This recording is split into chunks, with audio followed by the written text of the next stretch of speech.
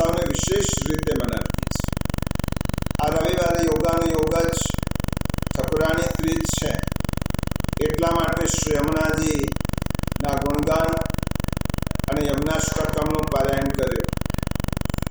આજનો દિવસ એ ભક્તિના પર્યાય સ્વરૂપ શ્રી યમુનાજીનું ઠકુરાણી રૂપે પ્રગટ દર્શન શ્રી મહાપ્રભુ વલ્લભાચાર્યજીને થયા. આપણે જે સ્તોત્ર બોલ્યા શ્રી યમુનાષ્ટકમ, એનું પ્રાગટ્ય પણ આજના દિવસે જ થયું. અને ભક્તિ માર્ગનું મુખ્ય પ્રવેશ દ્વાર એટલે શ્રી યમુનાજી. હવે આપણને પ્રશ્ન થાય કે આપણે ગીતાજીના અધ્યયનમાં શ્રી યમુનાજીનું મહાત્મ્ય શા માટે સમજવા? ગીતાજીનું અધ્યયન ચાલે છે. ગીતા પણ આપણી માં છે, શ્રી યમુનાજી પણ આપણા માં છે. તો ગીતાજી અધ્યયનમાં શ્રી યમુનાજીના પ્રાગટ્યનું ગુણગાન એટલા માટે કરવું જોઈએ કે શ્રી યમુનાજી ભક્તિના દાતા છે. આપણે ઠાકોરજી પ્રત્યે ભક્તિ કેળવવી હશે તો શ્રી યમુનાજીનું આલંબન લેવું પડશે. ભક્તિ માર્ગનો પ્રવેશ દ્વાર જ શ્રી યમુનાજી છે. અને શ્રીમદ ભગવદ્ ગીતામાં આપણે જાણીએ છીએ તેમ 1 થી 6 અધ્યાય કર્મયોગ છે, 7 થી 12 અધ્યાય ભક્તિ યોગના છે, અને 13 થી 18 અધ્યાય જ્ઞાન યોગના છે.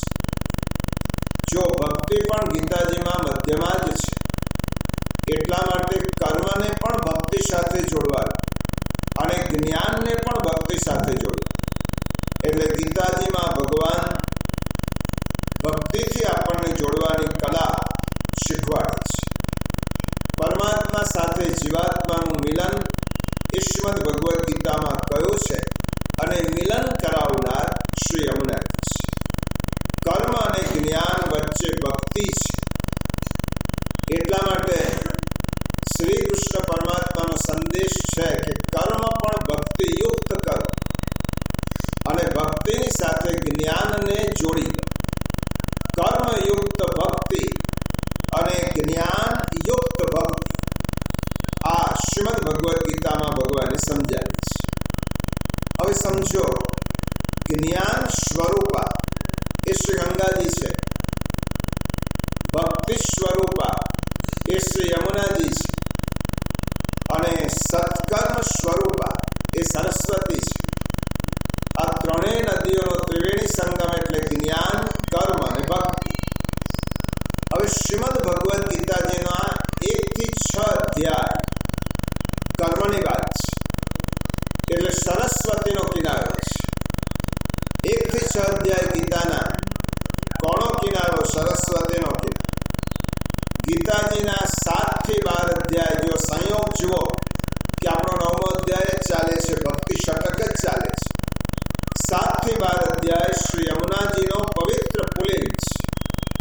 શ્રીમદ ભગવદ્ ગીતાના 7 થી 12 અધ્યાય એ યમુના પુલિંગ છે, પવિત્ર તટ છે શ્રી યમુનાજી. 13 થી 18 અધ્યાય શ્રી ગંગાજીનો પવિત્ર ઘાટ છે. શ્રીમદ ભગવદ્ ગીતામાં સરસ્વતી કર્મ રૂપે, ભક્તિ રૂપે શ્રી યમુનાજી અને જ્ઞાન રૂપે શ્રી ગંગાજી બિરાજમાન છે.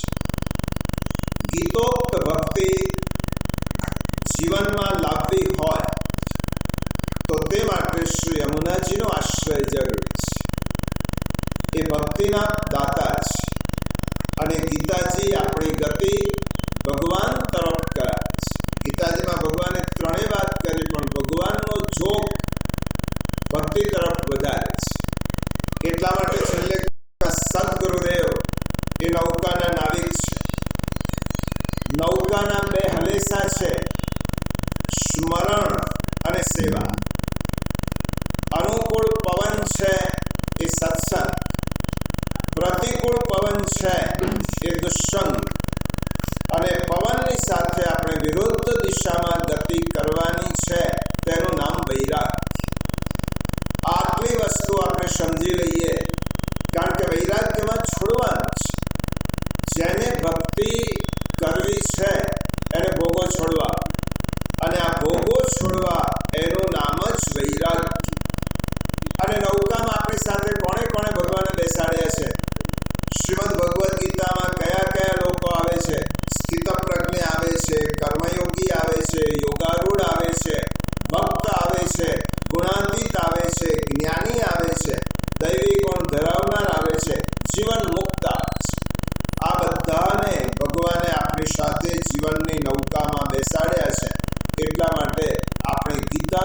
અધ્યયન આવી રીતે કરવાનું છે. સરસ સરિતા રૂપે યમુનાજીમાં નૌકાને રાખવાની છે. સત્કર્મની નૌકા છે. ગંગાના બંને પવિત્ર કિનારા છે. સમુદ્ર રૂપે પ્રભુ પાસે પહોંચવાનું છે. સેવા અને સ્મરણના હલેશા છે. ગુરુદેવ આપણા સુકાની છે અને આપણા સાથીદારો છે. આ બધા જ ગીતાના ભગવતી. હવે શ્રી યમુનાજી નો પ્રાગટ્ય આજના જ દિવસ શ્રી સરસ્વતી મહાપ્રભુ વલ્લભાચાર્યજી પરિક્રમા કરતા કરતા ગોવિંદ ઘાટ પર પધાર્યા. પહેલી જ પરિક્રમા શ્રી આચાર્ય ચરણની. ખૂબ નાનું વય, 11 વર્ષની કદાચ આપની ઉંમર, પોતાના સેવકો સાથે વ્રજમાં પધાર્યા. આજે આપણે જે વ્રજ જોઈએ છે એવા પ્રગટ સ્થળો તે વખતે નહોતા.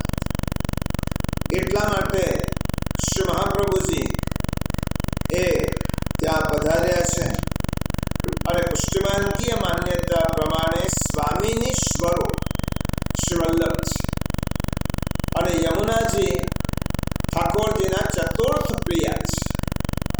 બંને પ્રભુને પ્રિયા છે. આધિદૈવિક સ્વરૂપે શ્રી વલ્લભનું રૂપ એ સ્વામિનીજીનું છે અને આધિદૈવિક સ્વરૂપે શ્રી યમુનાજી ઠાકોરજીના ચતુર્થ પ્રિય છે. વિક્રમ સંવત 1549 શ્રીમદ ગોકુલના ઠકોરાની ઘાટ ઉપર શ્રી આચાર્ય મહાપ્રભુજીને આ દર્શન થયા હતા, જેનું વર્ણન આપણે હમણાં સાંભળવાનું છે. પ્રથમ પરિક્રમા લગભગ એમ કહેવાય છે કે બહુ નાની ઉંમર બાલ સરસ્વતી બાગપતિ શ્રી વલ્લભ પોતાના નિજ સેવકો સાથે મહાવનમાં યમુના તટ ઉપર પધાર્યા. સઘન વન મહાવનમાં સ્થિત નંદ બાબાનું ગોકુળિયું ગામ હતું અને આખો જ વનરાજી છવાયેલો હતો અને તે વખતે શ્રી વલ્લભ ગોકુલ ગામની શોધ કરતા હતા અને ત્યાં આવ્યા છે. આજે જ્યાં ગોવિંદ ઘાટ અને ઠકોરાની ઘાટ છે એ સ્થળે શ્રી મહાપ્રભુજી પધાર્યા. ત્યાં તો તે વખતે તો ગીચ જાડી હતી, દૂર દૂર સ્થળો હતા. યમુનાજીના કિનારા ઉપર શ્રી વલ્લભ પોતાના સેવકો સાથે ઊભા રહી અને પોતાના અંતરંગ સેવક દમલાજીને પૂછે છે, દમલા, અહીંયા આ ગોકુળની સ્થિતિ વિશે આજે મારે જાણવું છે. યામે ગોવિંદ ઘાટ और ઠકુરાની ઘાટ कौन सो? આ ગોવિંદ ઘાટ કયો અને ઠકુરાની ઘાટ કયો એ મારે જાણવું છે. આપ શ્રીના પ્રશ્નનો પ્રતિધ્વનિ શ્રી યમુનાજી પ્રગટ રૂપે આપે છે.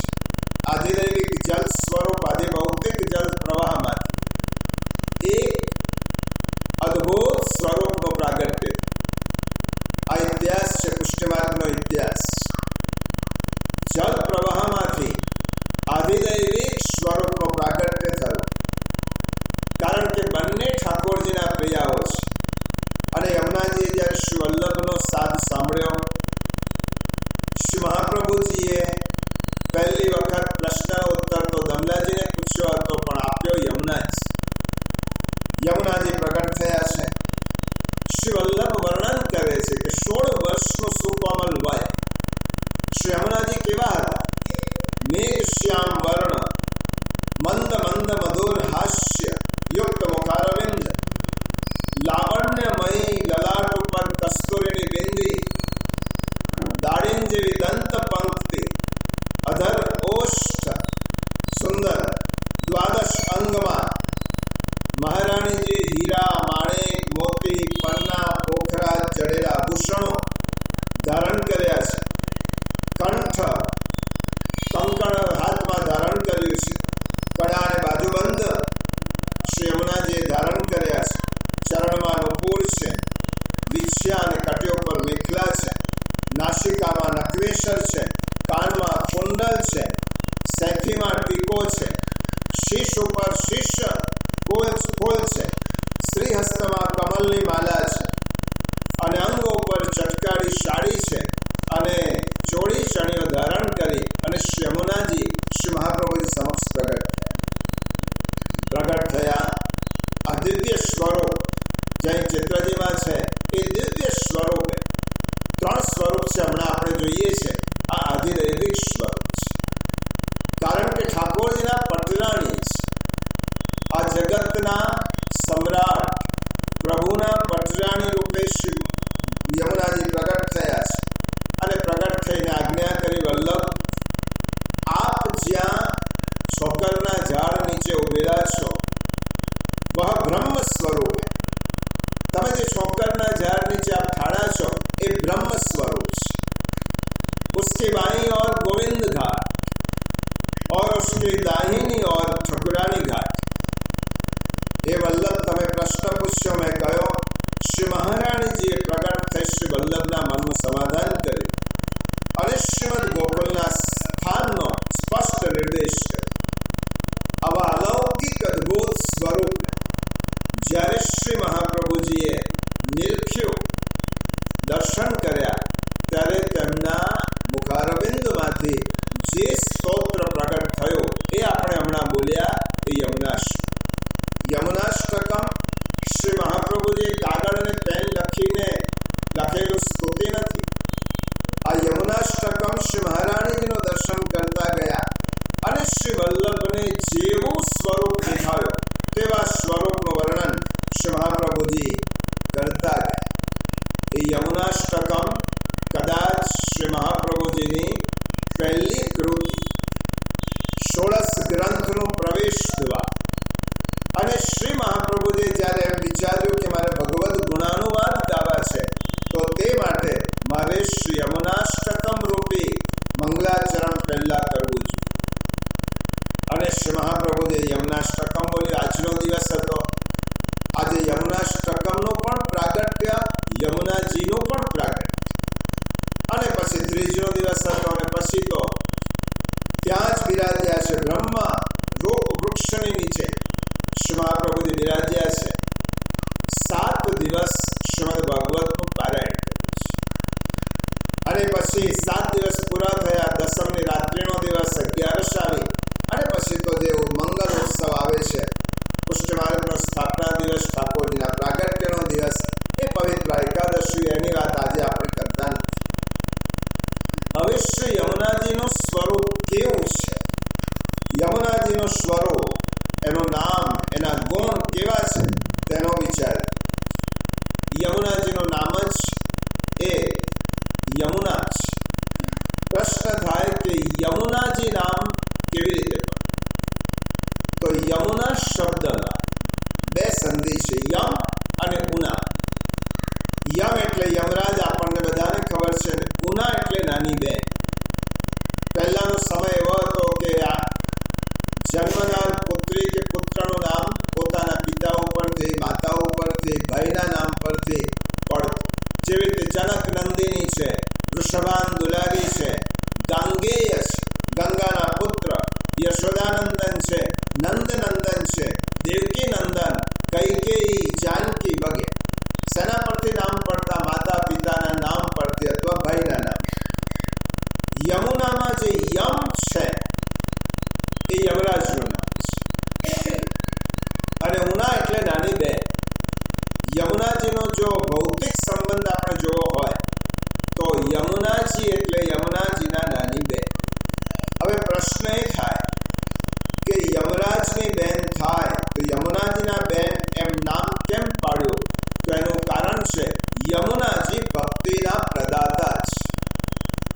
અને માણસને દુનિયામાં સૌથી મોટો ડર હોય તો યમનો છે, મૃત્યુનો છે. હવે ભક્તિની પ્રાપ્તિ કરવી હોય તો તમારા મનમાંથી મૃત્યુનો ડર કાઢી નાખવો જોઈએ. અને ડર ક્યારે નીકળે? તમે યમરાજા સાથે સપણ બાંધી દો તો ડર નીકળી જાય. તમે યમરાજાને કહી શકો કે હું તો તમારો ભાણેજ છું, તો યમનો ડર નીકળી. કોઈનાથી આપણને બહુ ડર લાગતો હોય ને, એની સાથે ઓળખાણ કરી દે, એની સાથે સપણ બાંધી દો, સગા બનાવી દેવાના, એટલે ડર નીકળી જાય. યમરાજનું નામ એટલા માટે છે કે ભક્તિ મહારાણી યમુનાજી આપણને ભક્તિ તરફ દોરી જાય છે. અને ભક્તિમાં જો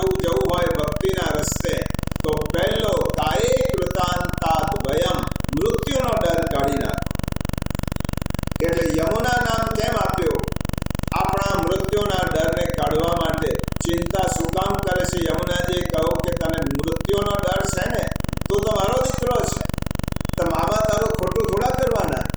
નમોસ્તુ યમુને સદા તવ ચરિત્રમત્યદ્ભુતમ ન જાતુ યમયા ભવતિ તે ભયપ્પા યમોપી ભગિની સુતા કથમ હંતે દુષ્ટાન. હું જેવો છું તેવો યમનો ભાણેજ, એ મારો બગાડશે નહીં. એટલા માટે પહેલું યમુના સ્મરણ રટણ, એટલા માટે યમુના નામ આપ્યો અભયદાન. યમુનાજીનું નામ લેતા જ આપણે અભય થાય છે, નિર્ભય બની જઈએ. હવે મને દુનિયાનો મોટામાં મોટો ડર નીકળી ગયો, હવે હું ભક્તિ તરફ ગતિ કરી શકીશ. એટલા બીજો યમરાજનું બીજું નામ છે ધર્મરાજ. શ્રી યમુનાજી ધર્મની બેન છે, અને ધર્મની બેન એટલે જ ભક્ત. ભક્તિ વગર ધર્મ નભી શકે નહીં, અને ધર્મના કેન્દ્રમાં ભક્તિ હોવી જોઈએ. એટલા માટે બીજું નામ છે ધર્મરાજ. ધર્મરાજની ભક્તિની ભાઈ છે. શ્રી યમુનાજીનો બીજો અર્થ થાય, શ્રી હરિરાય ચરણે ખૂબ સુંદર અર્થ સમજાવ્યો છે. યમયતિ રમયતિ ઉપયેમે ઇતિ યમુના. યમુનાજીના નામનો વિગ્રહ કર્યો છે શ્રી હરિરાય ચરણ. જે નાના બાળકને ઉચકીને પિતાની ગોદમાં મૂકે, પિતાનો પરિચય કરાવે, એનું નામ માતા. યમુનાજી શું કરે છે? જેના ઉપર કૃપા કરે તે જીવોને હાથ પકડીને શ્રી ઠાકોરજીના ચરણા રવિંદ સુધી પહોંચાડે છે. મુકુંદ રતિ વરતિ, ઠાકોરજીની પાસે લઈ જાય છે. કારણ કે માં છે. યમયતિ રમયતિ, હાથ પકડીને પિતાની પાસે આપણને લઈ જાય, એટલા માટે યમુનાજી. માટે આપણા પદમાં ગાયું છે ને, બ્રહ્મ સંબંધ જબ હોતયા જીવ કો તબ હી ઇનકી વામ પૂજા હર કે દોર કર શોર કર જાય પિય શો કહે અતિ આનંદ મનને જુગા. તમે જ્યારે ભગવત સ્મરણ કરો છો, શ્રી કૃષ્ણ શરણમાં બોલો છો, ત્યારે આ દુનિયામાં બ્રહ્માંડમાં 14 લોકમાં જો પહેલો આનંદ કોઈને થતો હોય તો શ્રી યમુનાજીને થાય છે. ત્યાં જીવે મારા પ્રભુનું સ્મરણ કર્યું છે, એને મારા પ્રભુનો યાદ કર્યા છે, તો આ જીવની પાસે હું જાઉં, તેના પર કૃપા કરો અને તેને મારા ઠાકોરજીની પાસે ચરણારવિંદ સુધી લઈ જાઉં. એટલા માટે યમુનાજી ભૂતલ ઉપર 2 સ્વરૂપે પધાર્યા. એક તો સરિતા રૂપે, જે આપણે જોઈએ છીએ, અને બીજું છે સ્વામિનીજી. આ મહાપ્રભુજીને દર્શન થયા હતા આજના દિવસે. સરિતાનું સ્વરૂપ તો બધાને દેખાય. પ્રિયજનો, આપણા બધાના 3 સ્વરૂપ છે. પહેલું આપણું સ્વરૂપ છે આ શરીર, જે અધિભૌતિક સ્વરૂપ છે. તમે અધિભૌતિક સ્વરૂપે બધાને દેખાવો છો. એવી રીતે યમુનાજીનું જલ સ્વરૂપ છે, બધાને દેખાય. ગિરિરાજજીનું પર્વત સ્વરૂપ બધાને દેખાય. પરંતુ આપણું એક બીજું સ્વરૂપ છે, આધ્યાત્મિક સ્વરૂપ, જે જીવાત્મા રૂપે છે. અનેક જન્મના કેટલાક કર્મો સાથે આવેલો એક જીવાત્મા અંદર છે, સૂક્ષ્મ દેહ ધારણ કરે છે. આધ્યાત્મિક સ્વરૂપ છે. અને આપણા બધાનું ત્રીજું સ્વરૂપ છે આધિદૈવિક સ્વરૂપ, જે શ્રીમદ ભગવદ્ ગીતામાં કહ્યું, મમઈ વાંશો જીવ લોકે જીવભૂત સનાતન. તું તો મારો અંશ છે. એટલે આપણે અધિદૈવિક રૂપે ભગવાનના અંશ, આધિભૌતિક રૂપે અનેક જન્મના કર્મ કરીને આવેલા જીવ સ્વરૂપ, અને આધિભૌતિક રૂપે આપણે જે દેહ ધારણ કરીને આવ્યા છે તે આપણો દેહ. તો શ્રી યમુનાજીનો આધિભૌતિક સ્વરૂપ સરિતા છે. યમુનાજીનું એક નામ છે ભાનુ તનયા, રવિ નંદના, કલિંદ કન્યા.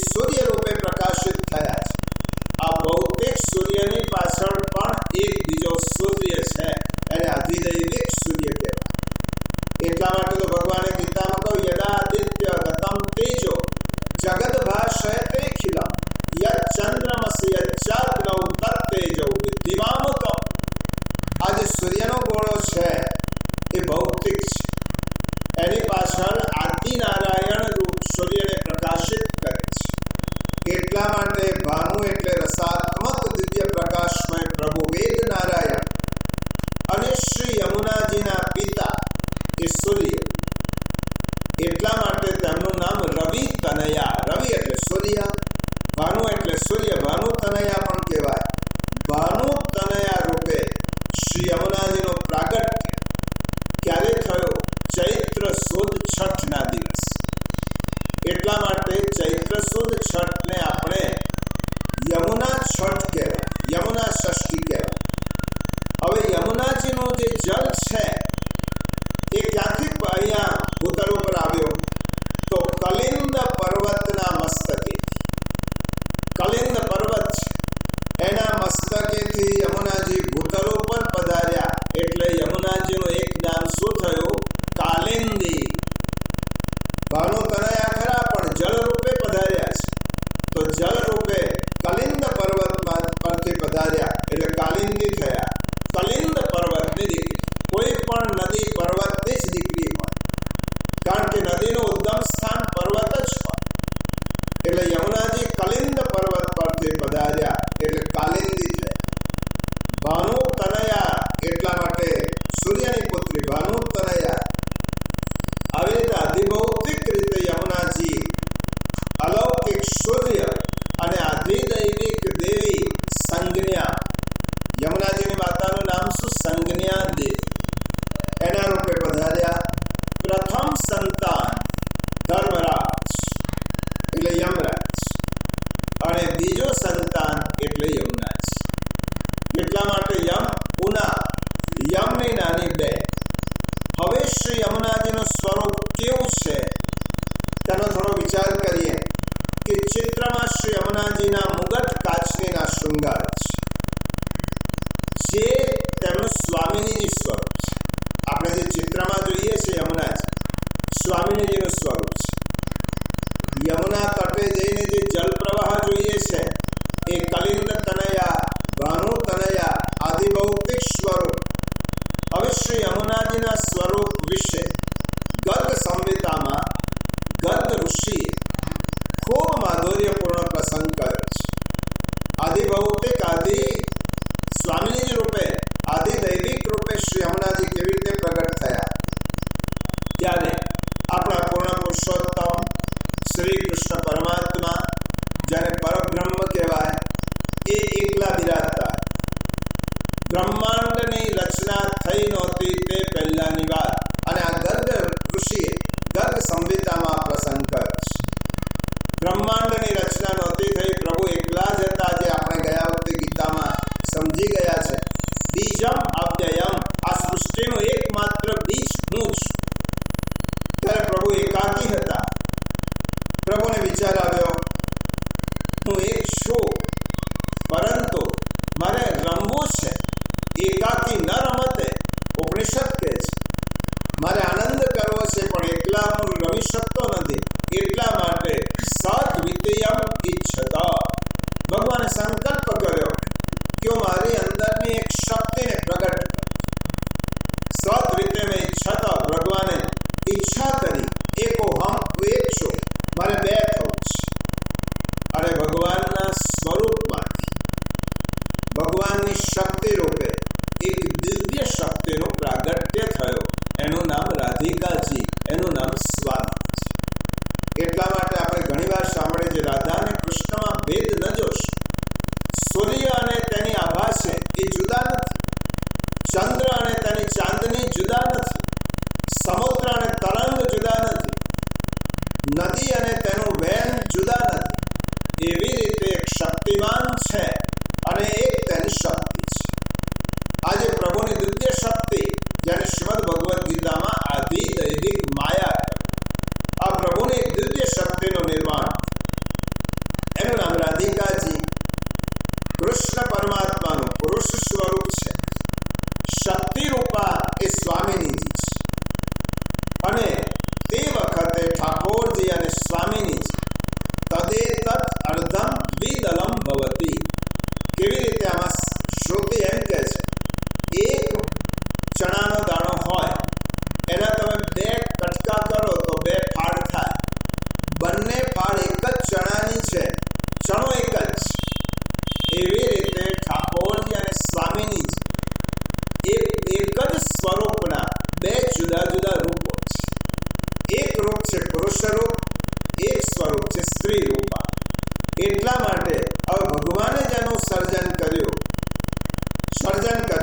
સ્વામિનીજીનું.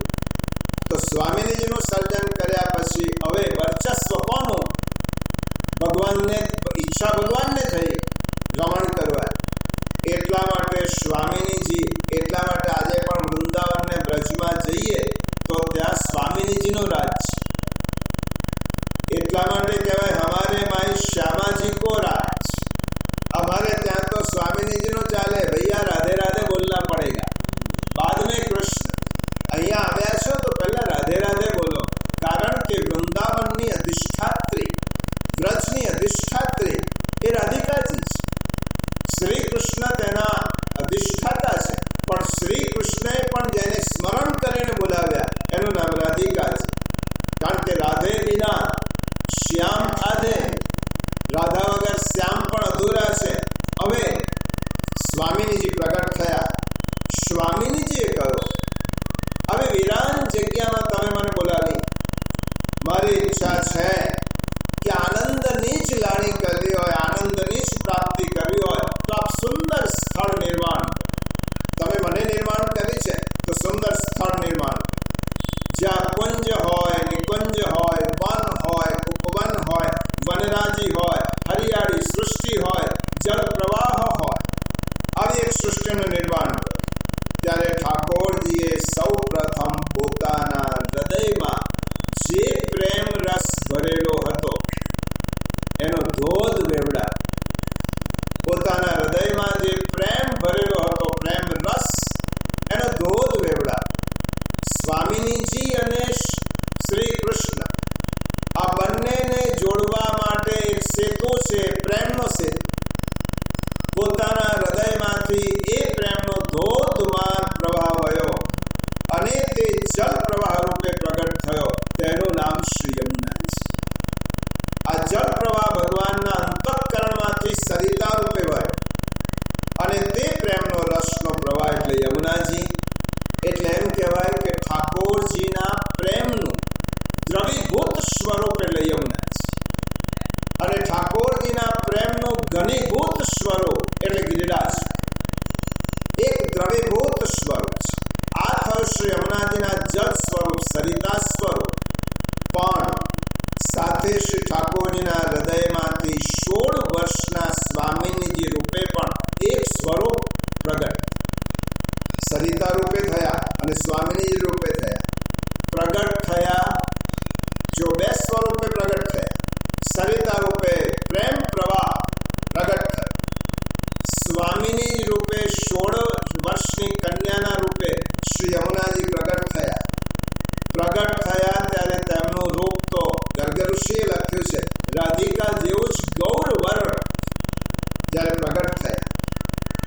હૃદયમાં, પરંતુ હૃદયમાં એવો ભાવ હતો કે હું તો શ્યામ સુંદર માટે આવી છું, મારા પ્રભુને મારે પ્રસન્ન કરવા છે, હું શ્યામ સુંદરની જ છું અને તેમને જ વરેલી છું, એટલે તેમનું સુખ શામાં છે એનો મારે વિચાર કરવો જોઈએ. અને આપણું ન્યાયશાસ્ત્ર કહે છે, યમુનાજીના તનમાં, મનમાં, હૃદયમાં રૂવાટે રૂવાટે શ્યામ સુંદર હતા. એટલા માટે યમુનાજીનો ગૌરવર્ણ ગયો અને કયો વર્ણ આવ્યો? શ્યામ. યમુનાજી શ્યામ વર્ણ. શ્યામ વર્ણ કોનો છે? ઠાકોરજી. શ્યામ સંગ શ્યામ વહે શ્રી યમુના.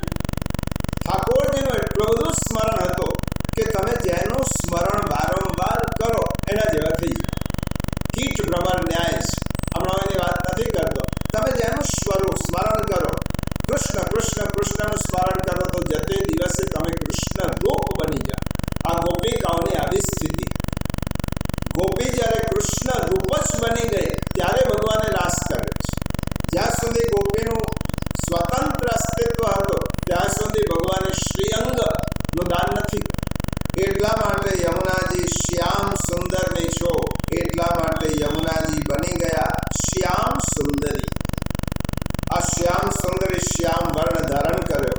16 વર્ષનું વય છે, સુંદર સાડી શૃંગાર છે, હીરાના આભૂષણ છે અને કમળ જેવા વિશાળ નેત્રો છે. સદાય શ્રી ઠાકોરજીનું સ્મરણ કરનાર યમુનાજી બિરાજે છે. આ શ્રી યમુનાજીનું સ્વામિની સ્વરૂપ થયું.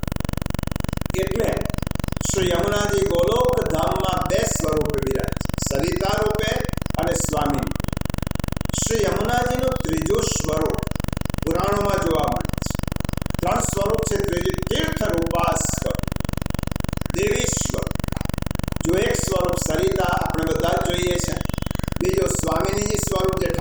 સ્વામીજીએ પોતાના હૃદયમાંથી પ્રગટ કર્યું. અને ત્રીજો સ્વરૂપ તીર્થ સ્વરૂપા દેવી યમુના. એટલા માટે દેવી યમુનાનો પ્રાગટ્ય શા માટે? તો એનું કારણ શ્રીમલ્લભ કહે છે, કલયુગના જીવો દ્વારા વધારામાં વધારે પાપો થાય છે. માનસિક છે, શારીરિક છે, વાચિક છે. તો કલયુગના જીવોના પાપ થયા છે તો એને દોષે કોણ? એટલા માટે યમુનાજીને દયા આવી કે મારા કલયુગના દૈવી જીવો છે, એ કલીના સંસર્ગમાં રહીને અનેક પ્રકારના અપરાધો તેનાથી થવાના છે, જાણતા અજાણ. અને જ્યારે તેનાથી અપરાધો થશે તો તે ધોવાનું કામ કોણ કરશે? એટલા માટે કલિમ યતિ ખંડયતિ ઇતિ કાલિંદી. એટલા માટે કલયુગના જીવોના પાપનો નાશ કરવા માટે શ્રી યમુનાજી દેવી રૂપે કાલિંદી રૂપે પ્રગટ થયા. આપણા પાપનો નાશ કરવા જીવો. હવે જલ સ્વરૂપે સરિતા આદિભૌતિક સ્વરૂપ, દૈવી સ્વરૂપ આધિદૈવિક, આધ્યાત્મિક સ્વરૂપ દેવી સ્વરૂપ, અને આ સ્વામીની સ્વરૂપ આધિદૈવિક સ્વરૂપ. હવે આ દેવી સ્વરૂપ કોણ? હું એક જ પ્રસંગ કહું, કારણ કે આજે ઘણી બધી વાતો હોવા છતાં પણ સમયમાં પૂરી કરવાની છે. દેવી સ્વરૂપ કોણ? જ્યારે ઠાકોરજીનું પ્રાગટ્ય થયું અને નંદ બાબાને ત્યાં શ્રી વસુદેવજી પોતાના લાલનને ટોપલીમાં પધરાવીને લઈ જતા હતા, વચ્ચે શ્રી યમુનાજીનો તટ. હવે આપણને બધાને નંદ મહોત્સવની વાત ખબર છે. જ્યારે યમુનાજીમાંથી વસુદેવજી પસાર થતા હતા ત્યારે તરંગો ઉડવા લાગ્યા, ઊંચા ઊંચા તરંગો. યમુનાજી શ્રી મહાપ્રભુજી કહે છે, આજે યમુનાજી કેવા બન્યા છે? યમાનુજા, યમની નાની બેન હોય એવું સ્વરૂપ ધારણ કરે છે. ભીષણ આંધી, છોડો ઉછળતી જાય છે અને વસુદેવજી ત્યાંથી પસાર થાય છે. પ્રભુ સમજી ગયા કે આ યમુનાજીની ઈચ્છા છે કે મારા ચરણારવિંદનો સ્પર્શ કરે. અને એટલા માટે પ્રભુએ તો આ ભીષણ આંધી એમને એમ શમે નહીં. એટલા માટે ઠાકોરજીએ પોતાનો દિવ્ય ચરણ ટોકરીની બહાર પધરાવ્યો. અને જેવા પ્રભુના ચરણારવિંદનો સ્પર્શ થયો કે યમુનાજી શાંત થયા. બસ આટલું જ જોઈતું હતું, ઠાકોરજીના ચરણનો સ્પર્શ. શ્રી મહાપ્રભુજી કહે છે કે પ્રભુએ પોતાની 8 સિદ્ધિઓનું દાન યમુનાજીને તે વખતે કર્યું. કારણ કે સિદ્ધિદાતા છે પ્રભુ.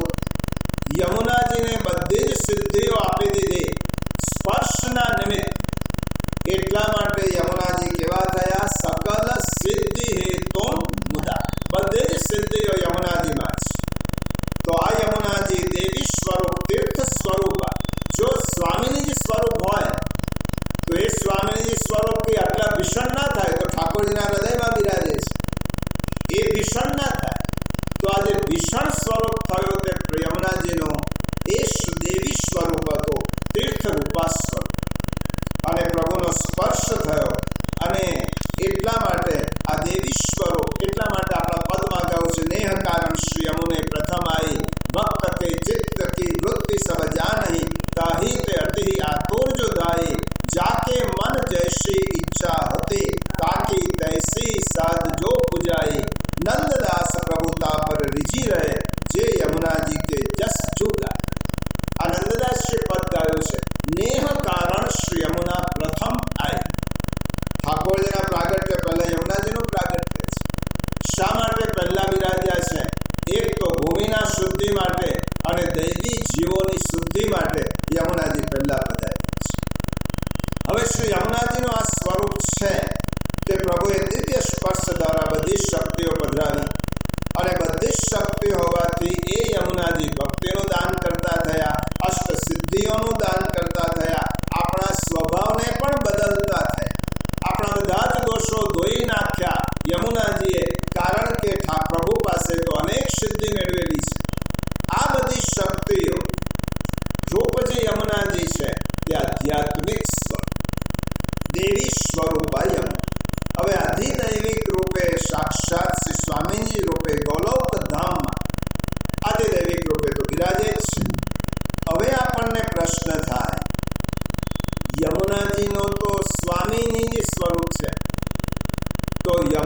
યમુનાજી આ મુગટ કાચરીનો શૃંગાર કેમ ધારણ કરે છે? જો આ તો કૃષ્ણનો શૃંગાર છે, મુગટ ધારણ કરો, કાચરી ધારણ કરવી, ઠાકોરજી જેવા વસ્ત્ર આભૂષણો ધારણ કરો, આવું શા માટે થયું? સ્વામીની રાધિકાજીએ ક્યાં આવો શૃંગાર ધારણ કર્યો? યમુનાજીનો આવો શૃંગાર શા માટે?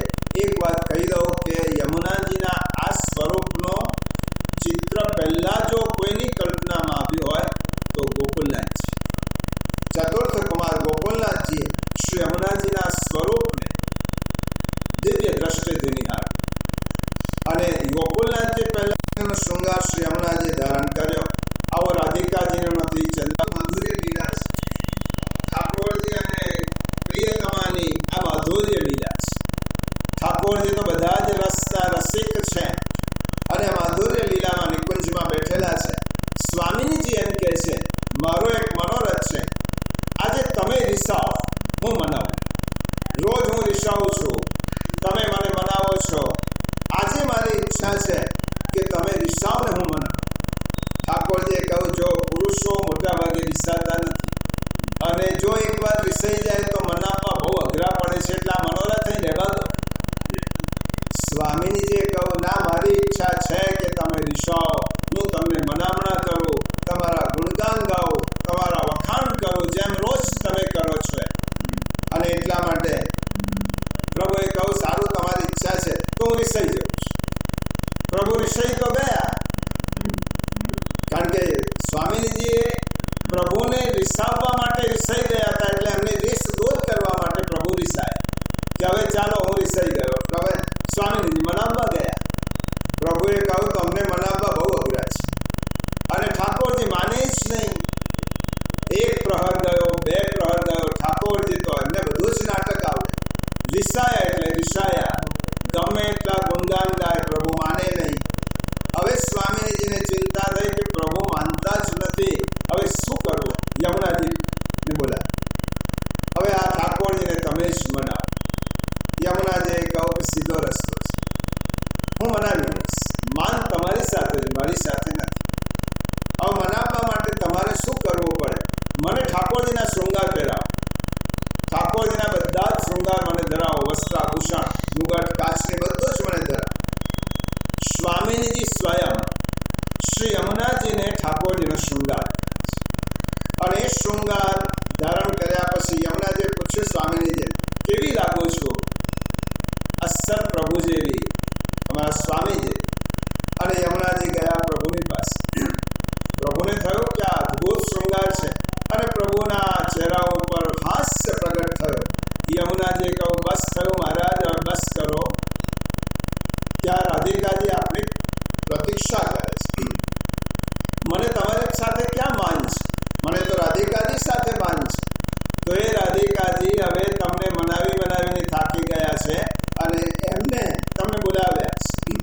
યમુનાજી હાથ પકડીને ઠાકોરજીને સ્વામીજી પાસે લાયા હતા. રાધિકાજીએ કહ્યું, હમ હારે તુમ જીતે. અમે તો હું હારી ગઈ છું, તમે જીતી ગયા છો. હવે ક્યારે પણ એમ નહીં કહું કે તમે રિસાઈ જાઓ. એટલા માટે બંને યુગલ સ્વરૂપનું મિલન થયું અને પછી ઠાકોરજી અને સ્વામીજીએ શ્રી યમુનાજીને એમ કહ્યું, આ સ્વરૂપમાં તમે અતિ સુંદર દેખાઓ છો. એટલા માટે ઠાકોરજી આજ્ઞા કરી, હે યમુને, આ સ્વરૂપ જ ધારણ કરી રાખો. આ જ શૃંગાર, આ જ મુગટ કાચરીનો શૃંગાર તમે ધારણ કરો, તમે ખૂબ સુંદર લાગો છો. ત્યારથી શ્રી યમુનાજીએ આ મુગટ અને કાચરીનો શૃંગાર ધારણ કર્યો છે. તો શ્રી યમુનાજી અને ઠાકોરજી સ્વામીજીનું ચિંતન કરાવે છે. એટલા માટે દૈવી જીવો અને ઠાકોરજીનું જે મિલન કરાવે તે આપણું અને ભગવાનનું મિલન ન કરાવે. એટલા માટે સંયોજિકા શક્તિ, યમુનાજી કઈ શક્તિ છે? સંયોજિકા શક્તિ. યમુનાજીના ગુણને થોડીક 5-1 મિનિટમાં જોઈ લઈએ. જો ગુણોનો વિચાર કરીએ, કોઈ પૂછે કે યમુનાજીના ગુણ કયા? નામ, રૂપ અને ગુણ, આ ત્રણ સમજીએ તો આખું સ્વરૂપ સમજાય. નામ જોયું, રૂપ જોયું, હવે યમુનાજીના ગુણો કયા? તો યમુનાજીનો સૌથી મોટો અને પહેલો ગુણ હોય તો યમુનાજી નિર્ગુણ છે. હવે નિર્ગુણ કોને કહેવાય? જેના મનમાં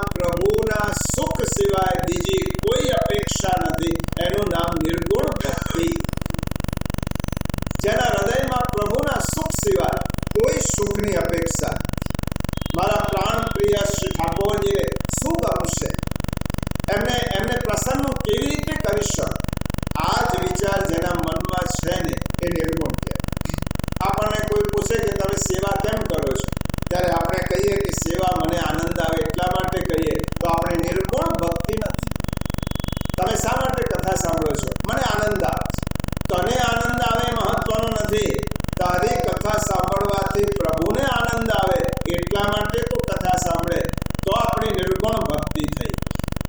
તો યમુનાજી નિર્ગુણ ભક્તિના નાયિકા છે, મુખ્ય નાયિકા છે.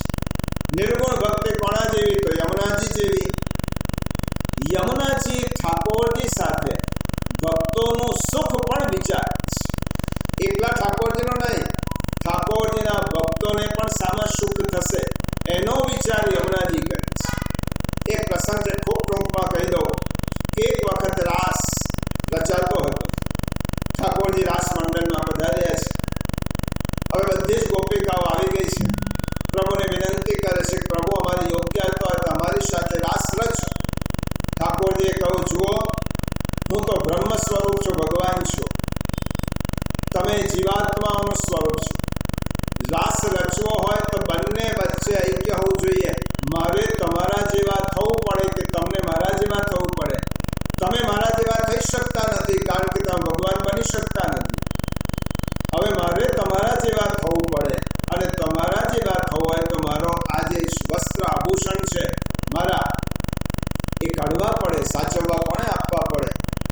કોણ તમારામાંથી કોણ સાચવશે? બોલો, આ મારા આભૂષણ છે, નીચે તો ધરાય નહીં પૃથ્વી ઉપર. બધા જ ગોપિકાઓ એકબીજાની સામે જોવા લાગ્યા કે અમે જો આ બધા વસ્ત્રાભૂષણ ઠાકોરજીના સંભાળીને બેસશું તો અમને રાસમાં પ્રવેશ નહીં મળે. હવે તે વખતે યમુનાજી પ્રગટ થઈ. યમુનાજી કહ્યું, સારું પ્રભુ, તમારા વસ્ત્ર શૃંગાર બધા જ મને આપી દો, હું સાચું છું, અને તમે ગોપિકાઓ સાથે રાસ. ઠાકોરજી ગોપિકાઓ સાથે રાસ રમ્યા. હવે જો પ્રભાને જે તમે છોડો છો ને એ બમણું થઈને મળે છે. રાસમાંથી બહાર આવ્યા પછી ઠાકોરજીએ કહ્યું, હે યમુને, તે ગોપિકાઓના સુખ માટે તમારા સુખનો ત્યાગ કર્યો છે. જાઓ, હું વરદાન આપું છું, તમારો અને મારો નિત્ય સંયોગ રહેશે. એક ક્ષણનો પણ વિયોગ નહીં થાય. યમુનાજીમાં તટમાં તમારો અને મારો રાસ નિત્ય રાસ થશે. એ રાસ કાયમ થવાનો, શાશ્વત કાલીન થશે. યમુનાજીએ છોડ્યું હતું તો ઘણું મળ્યું. આ યમુનાજી નિર્ગુણ ભક્તિના છે. શ્રી યમુનાજી ને શ્રી વલ્લભનો એક બહુ મોટો ગુણ છે, કૃપા શક્તિના સ્ત્રોત છે. વલ્લભ અને યમુનાજી કૃપા શક્તિનો સ્ત્રોત છે, અને તે યમુનાજી આપણને કૃપા કરે છે. એક વખત ગોપિકાઓએ પૂછ્યું સ્વામિનીજી, સ્વામિનીજી, એક વસ્તુ પૂછવું છે. આખું જગત પ્રભુને વશ છે, આખું જગત ભગવાનની મુઠ્ઠીમાં છે, પણ ભગવાન તમારી મુઠ્ઠીમાં છે, એનું કારણ શું? આખા જગત પર પ્રભુનું રાજ ચાલે, પણ પ્રભુ પર કોઈનું રાજ ચાલતું હોય? તમારું રાજ ચાલે. તો ગોપિકાઓએ પ્રશ્ન પૂછ્યો, કઈ ગૌરવાની પૂજા કરી હતી? કોણ ગૌર તે પૂજી રાધે, કોણ ગૌર તે પૂજી? તમે કઈ દેવીનું પૂજન કર્યું હતું કે ઠાકોરજી જેવા સમર્થ સ્વામી મળે? ત્યારે રાધિકાજી જવાબ આપે છે, શ્રી યમુના ગૌર મેં પૂજી, સખી મેં યમુના ગૌર. મેં યમુનાજીનું પૂજન કર્યું એટલા માટે મને ઠાકોરજી મળ્યા.